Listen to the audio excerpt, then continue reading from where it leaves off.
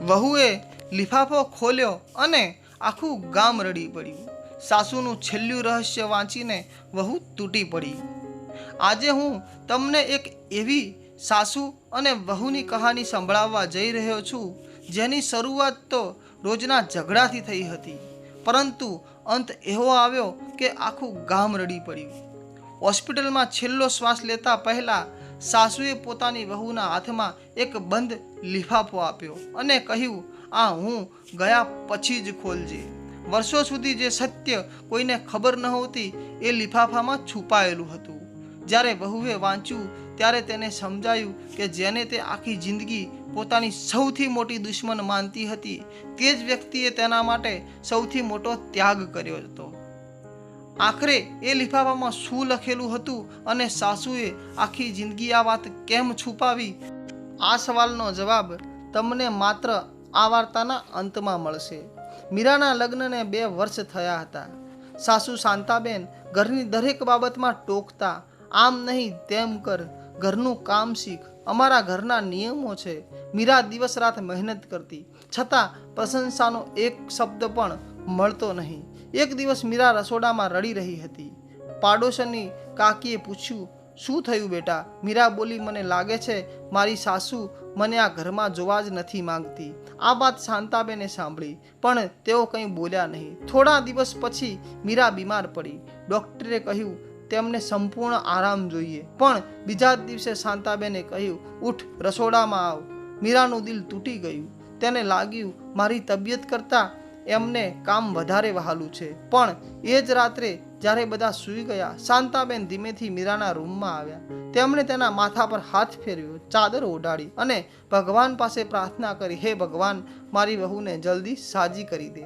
આ બધું દરવાજા પાછળ ઊભેલો મીરાનો પતિ જોઈ રહ્યો હતો, પણ તેણે કોઈને કંઈ કહ્યું નહીં. સમય પસાર થતો ગયો. એક દિવસ ઘરમાં ભારે આર્થિક મુશ્કેલી આવી. બેંક ઘર જપ્ત કરવાની નોટિસ આપી ગઈ. બધા ગભરાઈ ગયા. એ જ સાંજે શાંતાબેન ક્યાંક બહાર ગયા. 2 દિવસ પછી પાછા આવ્યા અને બીજા જ દિવસે બેંકમાંથી ફોન આવ્યો, તમારી બધી બાકી રકમ ભરાઈ ગઈ છે.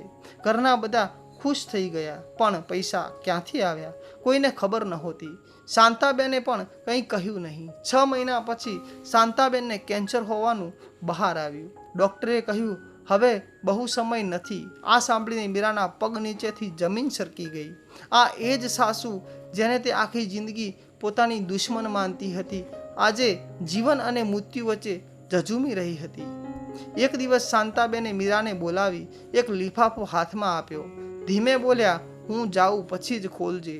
થોડા દિવસ પછી શાંતાબેન આ દુનિયા છોડીને ચાલ્યા ગયા. ઘરમાં શોક છવાઈ ગયો. 12મું પૂરું થયું. રાત્રે મીરાએ ધ્રુજતા હાથથી લિફાફો ખોલ્યો. અંદર એક ચિઠ્ઠી હતી.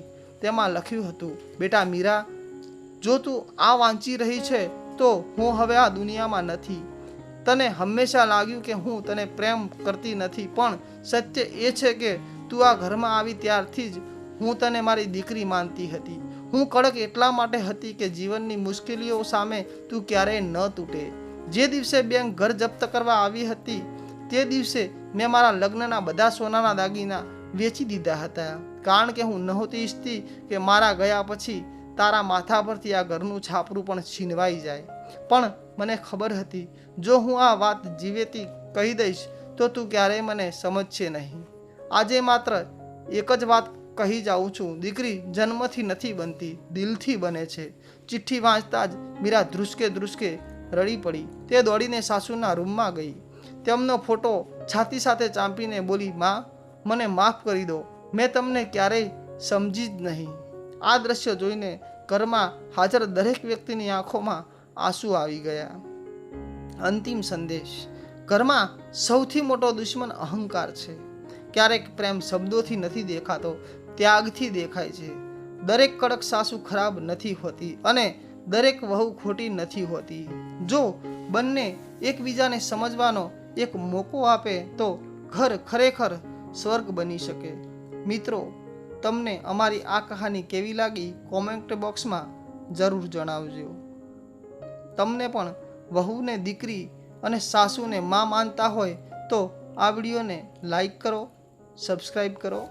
આભાર.